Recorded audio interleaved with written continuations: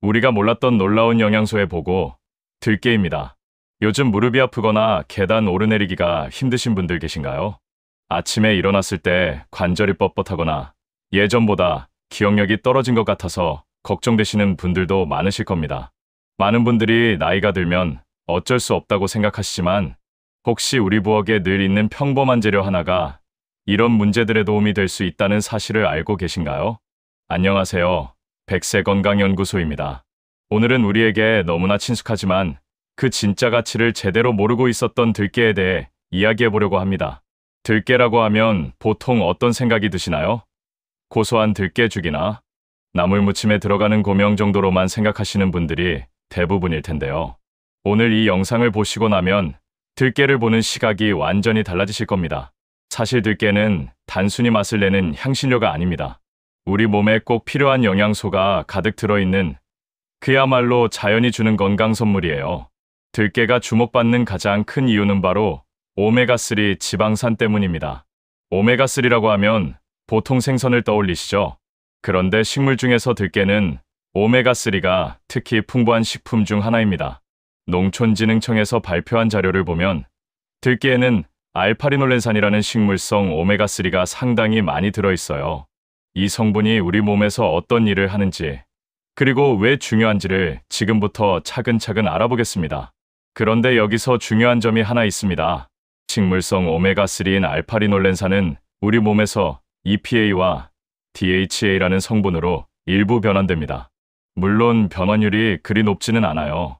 하지만 그래도 우리 몸에 충분한 도움을 줄 수 있는 의미 있는 양이죠. 많은 분들이 나이가 들면서 무릎이 아프고 관절이 뻣뻣해지는 경험을 하시죠. 이런 증상의 주된 원인 중 하나가 바로 만성염증입니다. 우리 몸에서 염증은 사실 정상적인 면역 반응이에요. 상처가 났을 때 빨갛게 부어오르는 것처럼 몸을 보호하기 위한 자연스러운 과정입니다. 하지만 이 염증이 계속 지속되면, 즉 만성염증이 되면 문제가 됩니다. 관절에서 만성염증이 지속되면 연골이 손상되고 관절 주변 조직이 붓고 아프게 됩니다. 이때 오메가3 지방산이 도움이 될 수 있어요. 여러 연구에서 오메가3가 염증 반응을 조절하는 데 도움이 된다는 결과들이 나오고 있습니다. 들깨에 들어있는 알파리놀렌산도 이런 염증 조절 과정에 참여할 수 있다는 거죠. 물론 들깨만 먹으면 관절염이 완치된다거나 하는 기적적인 효과를 기대하기는 어렵습니다. 하지만 균형 잡힌 식단의 일부로서 꾸준히 섭취한다면 염증을 줄이고 관절 건강을 유지하는 데 분명 도움이 될 수 있어요. 혹시 요즘 깜빡깜빡하는 일이 많아지셨나요? 사람 이름이 잘 떠오르지 않거나 어디에 뭘 뒀는지 잊어버리는 일이 잦아지셨다면 뇌 건강에 관심을 가져보실 때입니다. 우리 뇌는 지방으로 이루어진 기관이라고 할 수 있어요. 뇌의 약 60%가 지방 성분인데 특히 오메가3 지방산이 뇌세포막의 중요한 구성 요소입니다. DHA라는 오메가3는 뇌세포막을 유연하게 만들어서 뇌세포 간의 소통을 원활하게 도와줍니다. 또한 뇌혈관의 혈류를 개선시켜서 뇌에 충분한 산소와 영양분이 공급될 수 있게 도와주기도 해요. 들깨에서 나오는 알파리놀렌산이 우리 몸에서 DHA로 변환되는 양은 많지 않지만 그래도 뇌 건강에 기여할 수 있습니다. 특히 뇌의 염증을 줄이는 데도 도움이 된다는 연구 결과들이 있어요. 여러 연구에서 적절한 오메가3 섭취가 인지 기능 유지에 도움이 될 수 있다는 결과가 나오고 있습니다. 물론 이런 효과는 하루아침에 나타나는 것이 아니라 장기간의 꾸준한 섭취와 전반적인 건강한 생활 습관이 뒷받침되어야 가능한 일이에요. 나이가 들면서 혈압이 오르거나 혈관 건강이 걱정되시는 분들도 많으실 텐데요. 들깨가 심혈관 건강에도 도움이 될 수 있습니다. 오메가3 지방산은 심혈관 건강에 긍정적인 영향을 미친다는 연구들이 정말 많이 있어요. 혈중 중성지방 수치를 개선하고 혈압을 조절하며 혈관벽을 건강하게 유지하는 데 도움이 됩니다. 혈관은 우리 몸의 고속도로와 같아요. 이 고속도로가 막히거나 딱딱해지면 혈액순환에 문제가 생기죠. 오메가3는 이 혈관 고속도로를 부드럽고 깨끗하게 유지하는 데 도움을 줍니다. 들깨에 들어있는 식물성 오메가3도 이런 효과에 기여할 수 있어요. 물론 생선에서 얻는 EPA, DHA만큼 강력하지는 않지만 생선을 자주 드시지 않는 분들이나 채식을 선호하는 분들에게는 좋은 대안이 될 수 있습니다. 이제 들깨의 건강 효능을 아셨으니 어떻게 먹어야 하는지가 중요하겠죠. 들깨를 건강하게 활용하는 구체적인 방법들을 알려드리겠습니다. 먼저 들기름 활용법부터 말씀드릴게요. 들기름은 하루에 1에서 2티스푼 정도가 적당합니다. 더 많이 드시면 칼로리 과다가 될 수 있고 소화에도 부담이 될 수 있어요. 들기름을 사용할 때 가장 중요한 것은 가열하지 않는 것입니다. 오메가3는 열에 매우 약한 성분이거든요. 높은 온도에서 가열하면 좋은 성분들이 파괴될 뿐만 아니라 오히려 몸에 해로운 성분이 생길 수도 있어요. 그럼 어떻게 사용하면 될까요? 샐러드 드레싱으로 활용하시거나 나물을 무칠 때 참기름 대신 사용해보세요. 또는 아침에 요거트에 1티스푼 넣어서 드시는 것도 좋은 방법입니다. 들기름을 구입할 때는 저온압착 방식으로 만든 제품을 선택하시는 것이 좋아요. 화학 용매를 사용하지 않고 물리적인 압착만으로 추출한 제품이 더 안전하고 영양소도 잘 보존되어 있거든요. 그리고 개봉 후에는 반드시 냉장 보관하시고 가능한 한 빨리 드세요. 들기름은 산패되기 쉬운 기름이라서 냉장고에 보관해도 3, 4개월 내에는 다 드시는 것이 좋습니다. 들깨가루도 훌륭한 활용법이 많아요. 시중에서 파는 들깨가루보다는 집에서 직접 갈아서 사용하는 것을 추천드립니다. 미리 갈아놓은 가루는 공기와 접촉하면서 산화가 빠르게 진행되거든요. 들깨가루는 하루에 1에서 2큰술 정도가 적당합니다. 죽을 끓일 때 넣으면 고소하고 영양가 높은 들깨죽이 되죠. 이때 주의할 점은 죽이 다 끓은 후에 불을 끄고 들깨가루를 넣어야 한다는 것입니다. 너무 오래 끓이면 역시 영양소가 파괴될 수 있어요. 나물을 무칠 때도 들깨가루를 활용해보세요. 시금치 나물에 들깨가루를 넣으면 칼슘과 오메가3를 동시에 섭취할 수 있어서 뼈 건강에 더욱 좋아요. 또 하나 추천드리는 방법은 들깨우유 만들기입니다.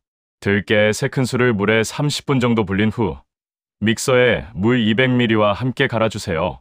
그리고 고운 체에 걸러서 들깨우유로 드시면 됩니다. 취향에 따라 꿀이나 바나나를 넣으면 더 맛있게 드실 수 있어요. 이렇게 들깨 우유로 만들어 드시면 들깨의 영양소를 거의 100% 흡수할 수 있어서 효과적입니다. 들깨가 아무리 몸에 좋다고 해도 주의해야 할 점들이 있어요. 무엇이든 과하면 좋지 않듯이 들깨도 적정량을 지키는 것이 중요합니다. 먼저 적정 섭취량을 지키셔야 해요. 들기름이나 들깨가루를 너무 많이 드시면 소화불량이나 설사를 할 수 있습니다. 또한 칼로리가 높기 때문에 체중 증가의 원인이 될 수도 있어요. 견과류나 씨앗류에 알레르기가 있으신 분들은 특히 주의하셔야 합니다. 처음 드실 때는 소량부터 시작해서 몸의 반응을 살펴보세요. 현재 복용 중인 약물이 있으신 분들, 특히 혈전용해제나 항응고제를 드시고 계신 분들은 의료진과 상담 후 섭취하시는 것이 안전합니다. 오메가3가 혈액 응고에 영향을 미칠 수 있거든요. 수술 예정이 있으신 분들도 미리 의료진에게 들깨나 들기름 섭취 사실을 알려주시는 것이 좋습니다. 보관할 때도 주의해야 해요. 들기름은 반드시 냉장 보관하시고 들깨는 밀폐용기에 넣어서 서늘한 곳에 보관하세요. 직사광선이나 고온에 노출되면 산패가 빨라집니다. 들깨는 다른 건강한 식품들과 함께 드시면 더 좋은 효과를 기대할 수 있어요. 이런 조합들을 알아두시면 더욱 효과적으로 활용하실 수 있습니다. 칼슘이 풍부한 식품들과 함께 드시면 뼈 건강에 더욱 도움이 됩니다. 멸치, 뼈째 먹는 작은 생선, 유제품 등과 들깨를 함께 섭취하면 좋아요. 들깨가루를 멸치국에 넣거나 들기름을 시금치 나물에 사용하는 것이 좋은 예입니다. 항산화 성분이 풍부한 채소들과의 조합도 뛰어나요. 브로콜리, 당근, 토마토 같은 채소들과 함께 드시면 항산화 효과가 더욱 높아집니다. 샐러드에 들기름 드레싱을 만들어 사용하시면 맛도 좋고 영양도 풍부해집니다. 통곡물과의 조합도 추천드려요. 현미밥이나 잡곡밥에 들깨가루를 뿌려 드시면 복합 탄수화물과 좋은 지방을 균형 있게 섭취할 수 있어서 혈당 관리에도 도움이 됩니다. 이제 구체적으로 일상에서 들깨를 어떻게 활용할 수 있는지 실용적인 방법들을 알려드릴게요. 아침 식사에는 요거트에 들깨가루 1스푼을 넣어 드셔보세요. 프로바이오틱스와 오메가3를 동시에 섭취할 수 있어서 장 건강에도 좋고 포만감도 오래갑니다. 과일 스무디를 만드실 때 들기름을 조금 넣으면 영양가도 높아지고 부드러운 식감을 즐기실 수 있어요. 점심에는 샐러드 드레싱으로 들기름을 활용해 보세요. 들기름에 식초, 레몬즙, 약간의 소금을 넣고 잘 섞으면 건강한 드레싱이 완성됩니다. 나물 무침에도 들깨가루를 사용해 보시고 참기름 대신 들기름을 사용하는 것도 좋은 방법입니다. 저녁에는 국이나 찌개를 끓이실 때 활용해 보세요. 국이 다 끓은 후 불을 끄고 들깨가루를 넣으면 구수하고 진한 맛이 납니다. 밥에 들깨가루를 뿌려 드시는 것도 간단하면서 효과적인 방법이에요. 들깨가 건강에 좋은 식품인 것은 분명하지만 현실적인 기대치를 갖는 것이 중요해요. 몇 가지 솔직한 이야기를 해드리겠습니다.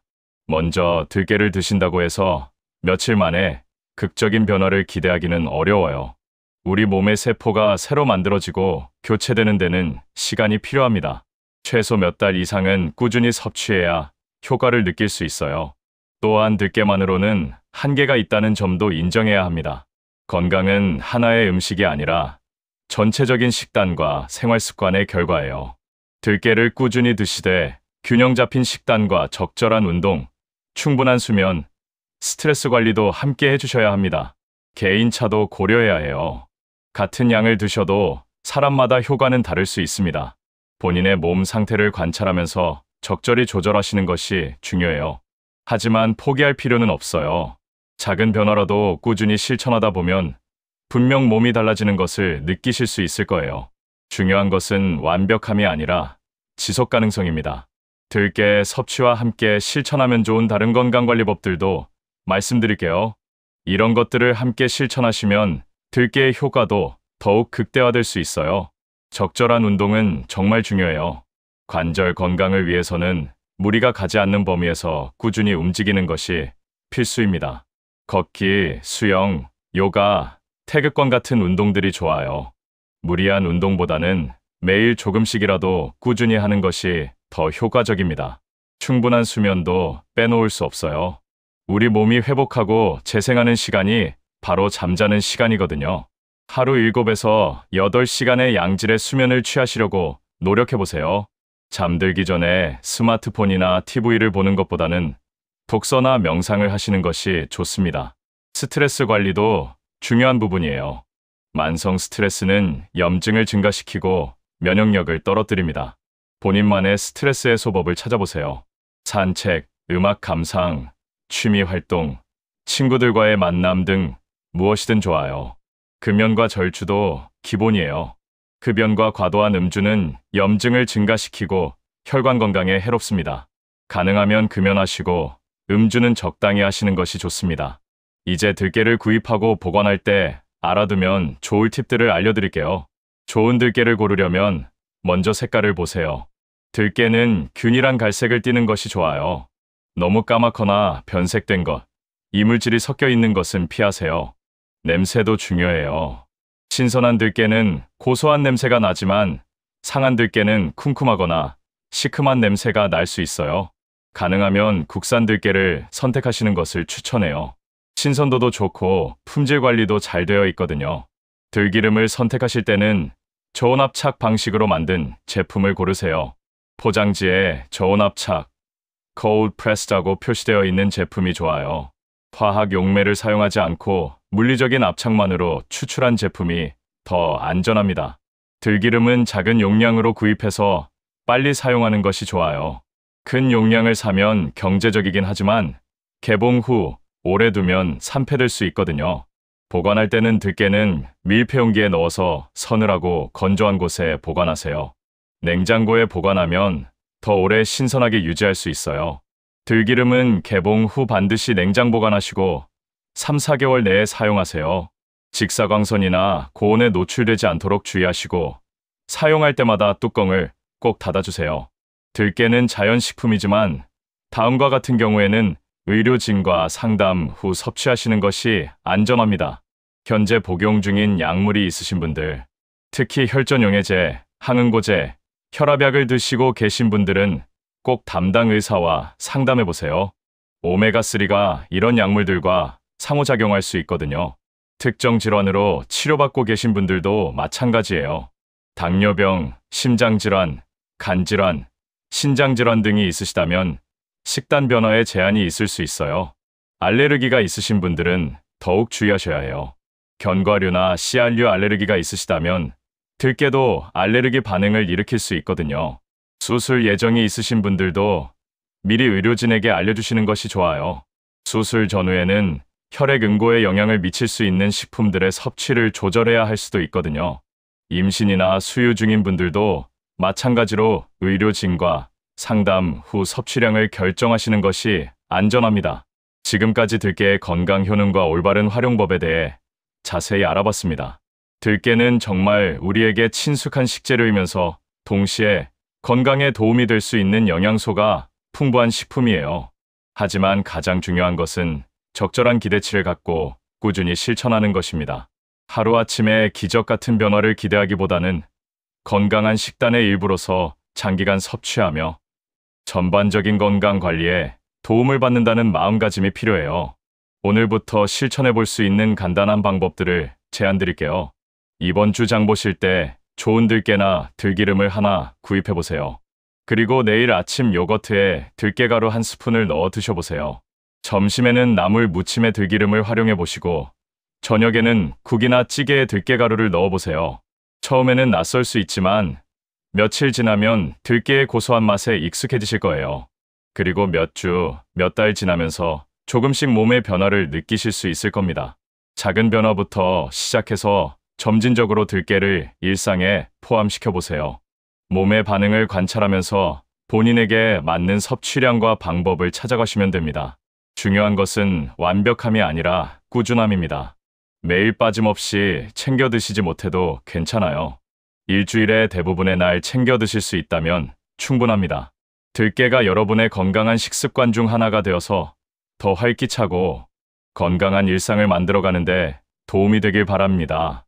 관절이 편해지고 기억력이 맑아지고 전반적인 컨디션이 좋아지는 변화를 경험하실 수 있을 거예요. 무엇보다 나이는 단지 숫자일 뿐이라는 사실을 기억하세요. 언제 시작하든 늦지 않습니다. 70대든 80대든 상관없어요.